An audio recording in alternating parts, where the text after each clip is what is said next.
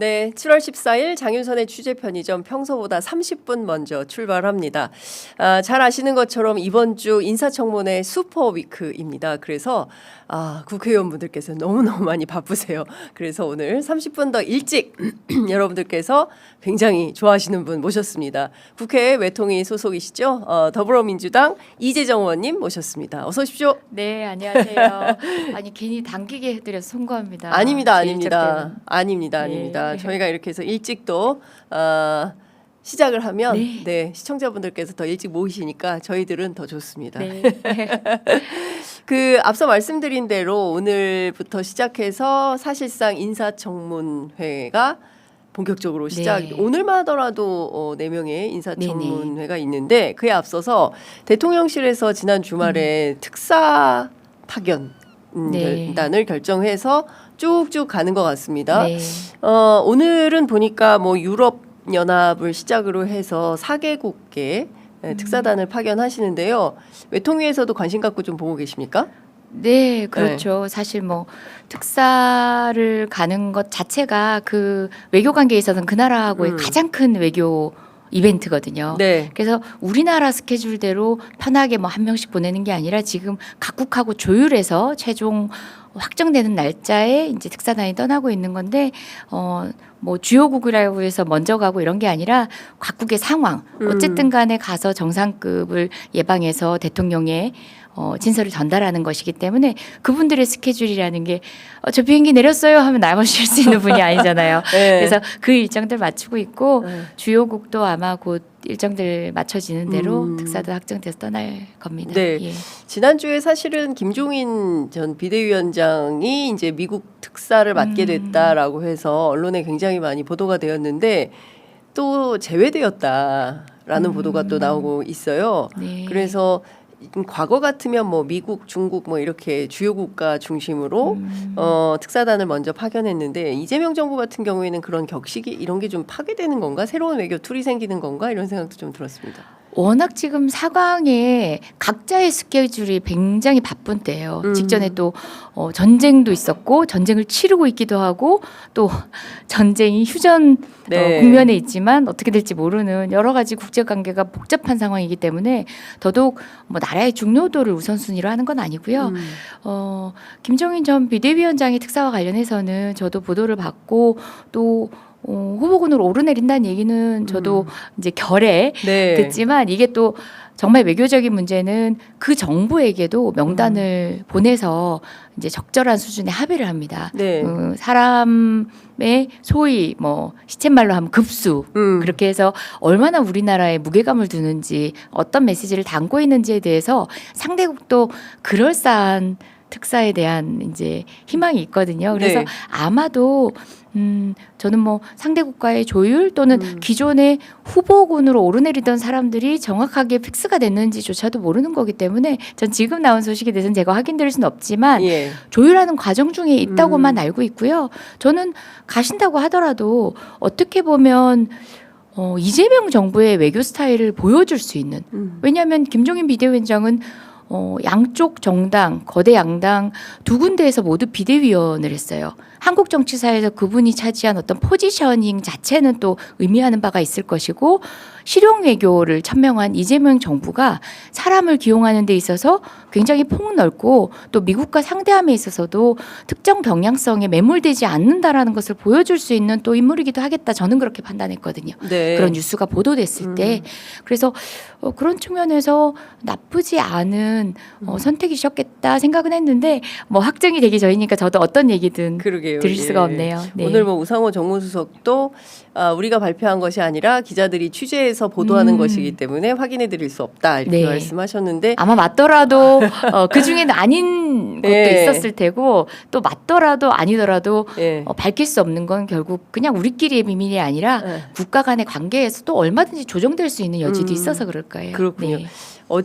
지난주에 그 한 국회의원이 대통령께 텔레그램 보내는 사진이 좀 공개가 되지 않습니까? 이제 그 내용에 보면 이제 김종인 위원장의 미국 특사에 대한 어떤 비판 뭐 이런 내용들이 좀 담겨 있었다라는 거고 그리고 오늘 아침 중앙일보 보도에 따르면 여당의 반대로 김종인 위원장이 배제됐다라는 얘기까지 나오는 것 같아요. 글쎄요. 네. 저는 어떤 부분이든 간에 특사 부분은 전적으로 대통령의 권한입니다. 그래서 저도 이제 몇몇 국가에 있어서는 나만한 사람 없고 정말 예. 내가 추천을 한다면 이런 분이면 좋겠다라고 염두하는 사람이 없지 않지만 지금 뭐 대사나 장관을 선임하는 게 아니라 특사라는 것은 대통령의 의중을 실어서 가장 많이 소통된 내용들을 적기에 적시에 전달할 수 있는 그런 상대 국가의 관계도 고려해야 되는 거기 때문에 저는 이 영역에 있어서만큼은 당보다도 네. 저는 대통령의 판단, 특사라는 건 대통령의 특사거든요. 네. 전적으로 존중할 수밖에 없는 구조라고 생각합니다. 네. 네. 만약 그런 문자를 어떤 분이 보내주셨다면 그건 부적절했죠. 네. 네, 전반적으로 보면 사실 지금 한반도 이제 평화 문제가 제일 중요한 외교의 화두이기 때문에 네. 어쨌든 전 세계 뭐 유럽, 영국, 프랑스 또 미국, 중국도 중요하지만 마침내 대북 특사가 제일 중요한 거 아닌가라는 생각이 좀 들기도 네. 하거든요. 뭐 이제 저희가 잠시 후에 무인기 문제도 좀 다루겠지만 요원하죠 지금은. 뭐 정부가 출범했다고 해서 이제 외교관계 첫 세팅을 위해 보내는 대통령의 메시지 전달자로서의 대북 특사는 이때까지 뭐 있었던 적은 없는 거고 다만 어떤 모멘트에서 필요하다면은 가능하겠는데 아시다시피 얼어도 이제 더 이상 어떻게 얼겠냐 싶을 정도로 얼어있던 상황이에요. 윤석열 정부에 의해서. 다만 우리가 조금 희망을 걸어보는 것은 최근에 조금씩 어쨌든 대북 전단 문제가 중지되는 가운데 상호 간의 비방이 결국은 서로가 뭐 합의하지 않았는데도 적절한 수준으로 조절하고 있기도 하고 또 북미 관계 역시도 그렇게 핵 개발이 고도화되는 과정에서도 절대로 트럼프를 극단적으로 비난하는 발언이 북으로부터 안 나옵니다. 트럼프 역시 마찬가지죠. 그래서 언제나 여지가 있는 여러 가지 국면들이 새 정부 출범으로 인해서 좀 기회를 만들어낼 수 있겠다는 생각이고요. 상황이 만들어진다면 대북 특사, 뭐 특사가 아니더라도 뭐 어떤 방식의 네. 뭐 이벤트, 진전 모두 기대할 수 있지 않을까요? 다만 차근차근 신뢰 회복부터 시작해야죠. 너무 망가뜨려 놨습니다. 네. 의원님께서 대북 특사 한번 가시죠. 네. 모두들 정치인들 중에 모두가 하고 싶어 하는 게 저는 나중에 평양에 선출직 시장 꼭 해보고 싶어요. 이런 얘기 하실 만큼 네. 아무리 지금 통일이 지금 시대의 담론이나 얘기하지만 여전히 갈라진 지 얼마 되지 않은 우리가 한반도 역사에서 비춰보면 그곳에서 다시 뭔가를 이루기 위한 어떤 역할은 다 하고 싶지만 대북 특사는 그래도 조금 더 역할을 하신 분들, 멋진 분들이 제 머릿속에도 막 떠오르네요. 그러니까요. 네. 예.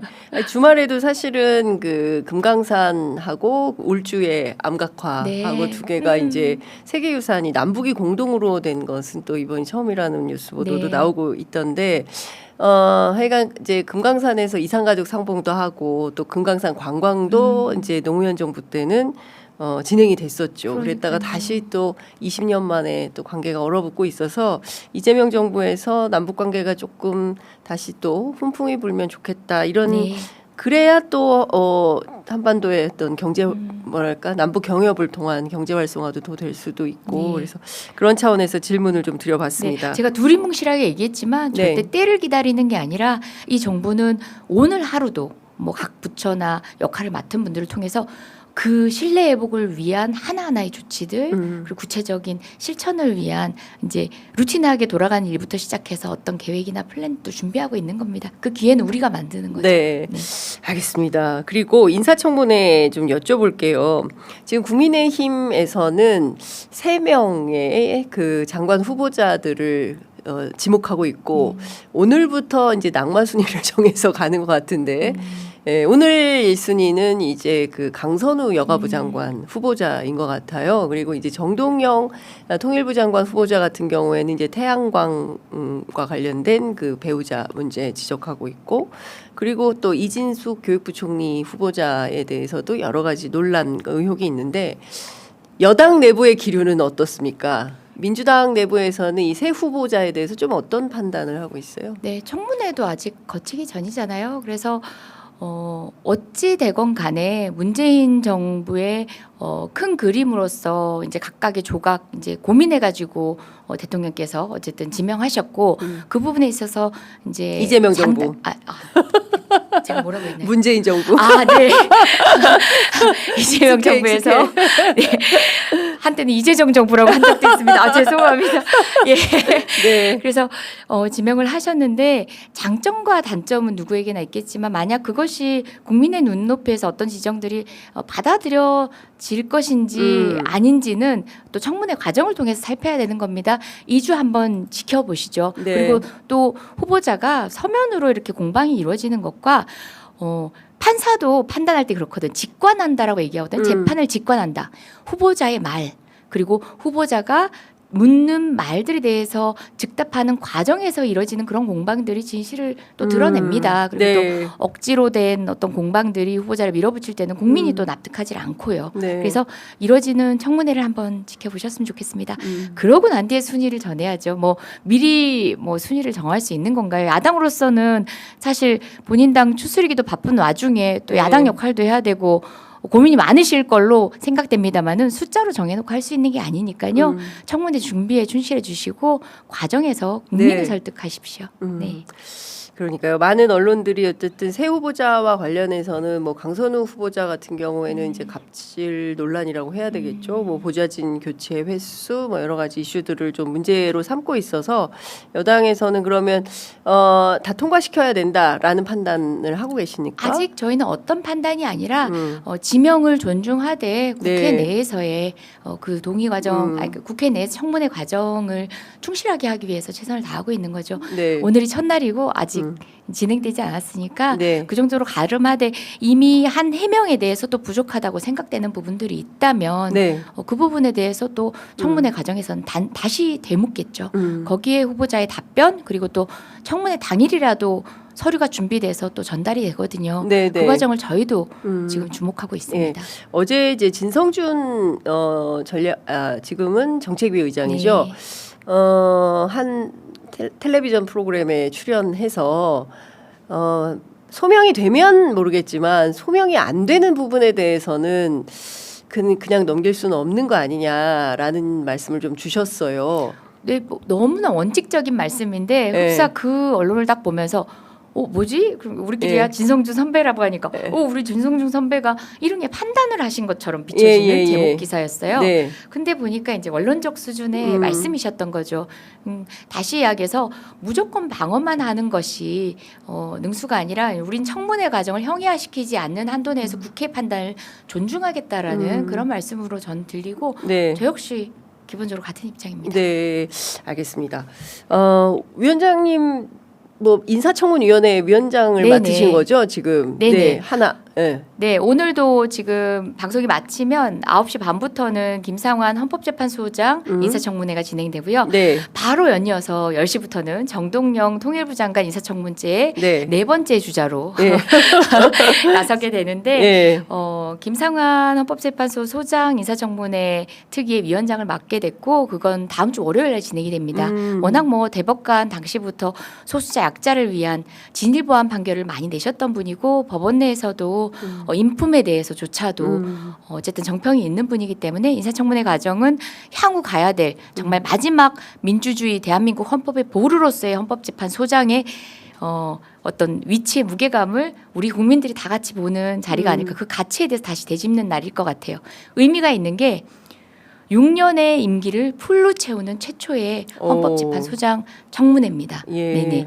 그래서 그 과정들이 헌법재판소장은 헌법재판관 중에 임명된다라는 규정 때문에 남은 임기에 한해서였는데 지금은 향후 6년간의 마지막 보루의 헌법재판소의 모습. 저희가 지난 겨울 거리의 시민의 목소리에 헌법에 합당한 목소리를 보여줬던 헌법재판소의 권위 다시 한번 확인했잖아요. 네. 그 수장을 다시 뽑는 겁니다. 너무 오래 공석이었어요. 네. 그러네요. 지금 생각해 보니까 문영배 헌법재판소장도 대행이었잖아요. 네네. 예. 그러니까 이번에는 온전하게 소장 네, 대행 뭐 이런 거 아니고 네. 김상환 헌법재판소장에 대한 인사청문회 위원장을 맡으셨고 네. 오늘 준비기일이라고 네. 해야 되나요? 인사청문회를 실시하기 위해서 예. 증인 신청부터 시작해 자료 제출 요구를 위한 국회 의결이 필요합니다. 그래서 상임위 의결을 하기 위한 준비 기일과 비슷한 거예요. 예. 그런 네. 청문회가 있고. 있고 일주일 뒤에. 예, 네. 그 다음 주 월요일 날 이제 헌법재판소장에 대한 인사청문회가 있다. 네. 소수자 약자에 대한 그 아주 진보적인 판결을 하셔서 보수적인 국민의힘에서는 또 굉장히 그런 걸로 흠집 잡기도 했죠. 예, 예. 지난번 대법관 음. 인사청문회 당시에도 그랬고 이번에도 예상이 됩니다마는 여튼간에 그게 각자의 가치라면 또 국민 앞에 드러낼 필요는 있지만 그 과정에서 좀 눈살 찌푸린 일은 없었으면 좋겠고요. 김상환 후보자 청문회만이 아니라 오늘 또 정경영 후보자 청문회도 네. 이루어지거든요. 이 과정에서 저는 이제 뭐 제가 말씀드릴 시간이 예. 있는지 모르겠는데 네, 충분합니다. 예. 네네. 아니 검증을 빌미로 해가지고 지난 주말 과정에서는 그 후보자의 집까지 사실상 무단 침입하는 그 시골에 집이 있으신데 네. 좀 후보자가 연배가 있으시다 보니까 그 연배에 이제 비슷한 연배 사모님이 혼자 계시는 곳이거든요. 시골집에. 거기를 국힘에 지금으로서는 뭐 아마 김기현 후보, 네. 김기현 위원회, 예. 김기현 의원의 보좌관으로 추정되는 분들이 무단 침입을 하시고 그런 일까지 있었어요.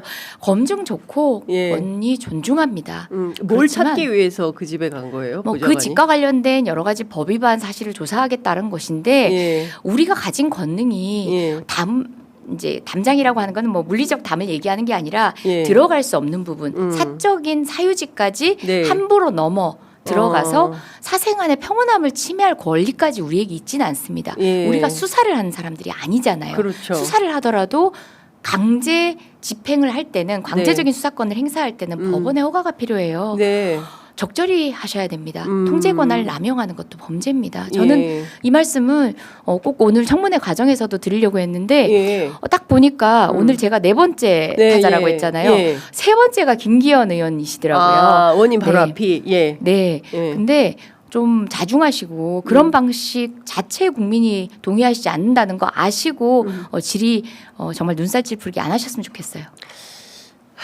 자택에 무단 침입까지 해서 네. 근데 그렇게 무슨 수사관도 아니고 영장을 가지고 간 것도 아닐 텐데 그게 뭐 경우에 따라서는 그 범죄적 사실이 되는 거 아니겠습니까? 맞습니다. 예. 하다못해 민간인 사찰이라고 할 때요. 예. 그 사찰이라는 것은 한 명을 이제 계속 쫓아가면서 예. 일상을 살펴보다 이런 것들도 사찰이에요.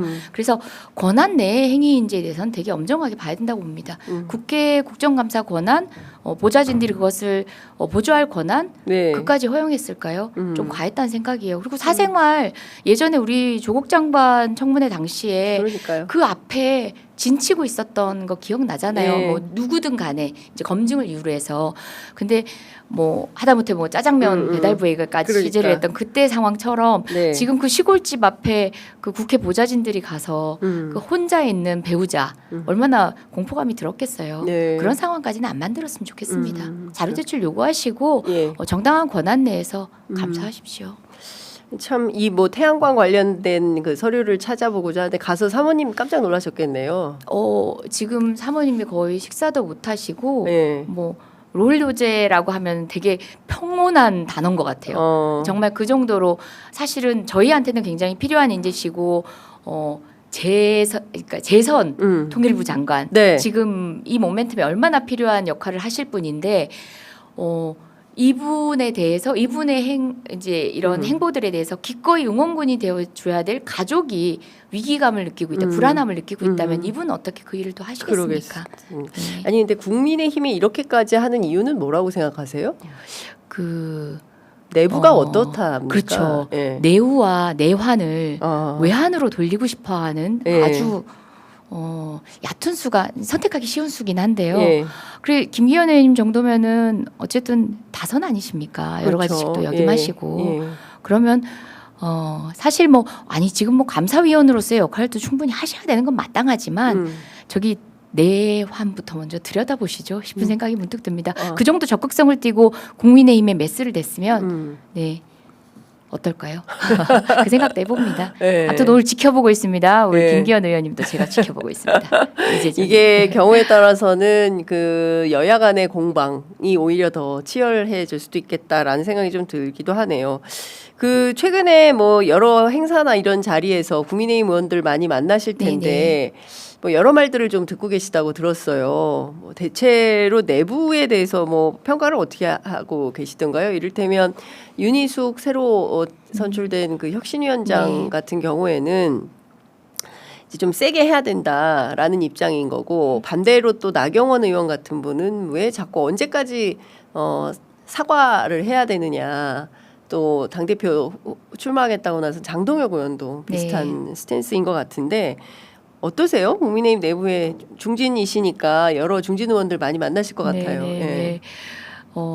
사실 뭐 이 정도로 선거 지기 전에 일어났던 일들에 책임 있는 정당이 뭐 한두 번 국민 앞에 절한다고 해서 그 재가가 없어지고 그 시스템에 대해서 국민한테 신뢰를 줄 수 있겠어요? 이게 우리들의 시각이고 일반 국민의 시각인데 내부라고 해서 그런 생각 안 하고 계시겠습니까?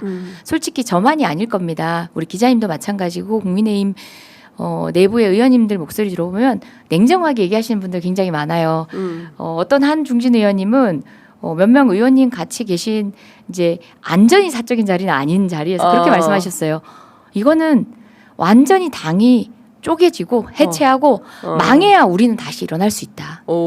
이렇게 얘기를 하셨어요. 예. 어떤 분이 물으셨어요. 국민의힘 어떻게 되는 거예요? 예, 하고 조심스레 딱 물으시니까 해체해야죠. 어. 이렇게 얘기하신 분이에요.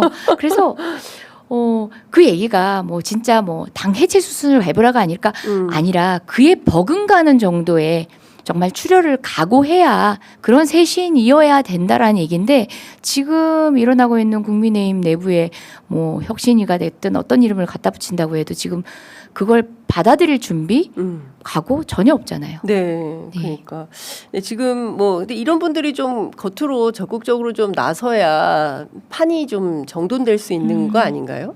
네, 그런 움직임들이 뭐 내부에서는 없지 않았죠. 근데 이제 그것들을 만들어가는 정치적 어떤 전략이나 셈법이 굉장히 복잡해진 요즘이에요. 이제 극우 지지층을 껴안고 이제 등에 업고 계속 이제 권력을 누리는 기존 지도부 또는 명맥을 유지하는 네. 그런 의원들이 득세한 어떤 당권 구조에서 네. 쉽지 않은 이제 계란으로 바위를 몇 번 쳐보다가 어떤 전략적 선택을 해야 되는지에 대한 고민이 굉장히 깊으신 것 같아요. 그런 고민을 하는 의원님들은 좀 파편화돼 있기도 하고 네. 또 중진 의원님들은 예전 방식의 정치와 다른 이제 정치에 아직까지는 조금 몰라 하시는 것 같아요. 몰라라가 아니라 네. 몰라 하시는 거 정말 낯설어 하셔가지고 그 전략적 고민을 제대로 못 하고 계신 듯한 느낌도 들었어요. 여전히 찐윤 비윤 뭐 이렇게 나눠져 가지고 당내 권력 투쟁하고 있다 이렇게 봐야 되겠네요. 저는 깜짝 놀랐어요. 네. 윤이 사라진 지가 언젠데 네. 지금도 어떤 분이 무슨 얘기하시면 쟤는 지금 뭐 이제 확실히 친윤으로 굳혔고 뭐 완전히 뭐 친윤으로 이제 분류되더라. 이제는 아니 아직도 윤을 중심으로 한 정치 체제가 구축되고 있습니까? 제가 그 얘기를 우리 의원님들 있는 데서 한 적이 있는데 여전히 그 그림자 아래서 헤매고 있는 게 지금 국민의힘 상황인 것 같습니다. 그렇군요. 어쨌든 국민의힘 내부는 들여다보면 들여다볼수록 그 몇 선인지 모르겠지만 그 국민의힘 중진께서 말씀하신 대로 완전히 당이 쪼개지고 해체돼야 된다. 여기에 걸맞게 좀 적극적으로 역할을 해야 되는데 또 대놓고 또 이런 얘기는 또 안 하는 거 아닙니까? 네. 또 어떻게 흘러가나 뒤에서 뒷짐지고 있는 것이니까 앞으로 갈 길은 멀어 보인다라는 생각이 좀 드네요. 그 의원님 이건 좀 어떻게 보십니까? 국민의힘하고 어쨌든 민주당하고 뭐 협력적 관계로 가기는 어려울 것 같고 당내에서는 사실상 그 8.2 전당대회를 앞두고 국민의힘에 대해서 정당 해산을 요구해야 된다. 정부 차원에서 이런 주장도 있잖아요. 네. 의원님은 어떻게 보세요? 사실 제가 우리나라 최초이자 지금까지 마지막 정당 해산 사건에 피청구인 대리인이었어요. 헌법재판관 제가 거의 만사하게 몸으로 끝까지 길 빠지지 않고 했었고 출산하자마자 정말 2주 만에 다시 복귀해서 헌법재판 계속 진행했었습니다. 그러면서 저는 정당 예산이라는 제도는 활용되어서는 안 되고 국민에게 맡겨야 된다는 입장이었습니다.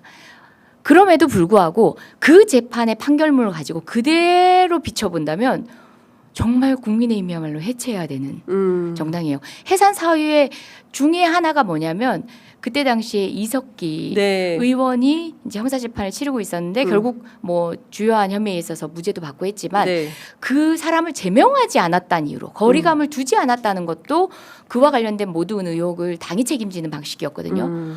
딱 떠오르는 게 뭐예요? 대입이 그러네요. 되잖아요. 예. 윤석열을 제명하지 않고 끝까지 껴안고 심지어 방어를 하기 위해서 방패막이로 현장까지 달려갔던 국민의힘은 그 판례 구조를 들여다본다면 당연히 기존 해산감이네. 사례에 비해 해산감이죠. 예. 그런데 거기에 다시 이제 저는 법률가로서의 제가 가졌던 소신과의 고민이 있는 거죠. 네. 저는 법리적으로는 지금 우리가 이미 기존의 판결을 유추해서 본다면 해산하고도 남음이 있다라는 생각이고요.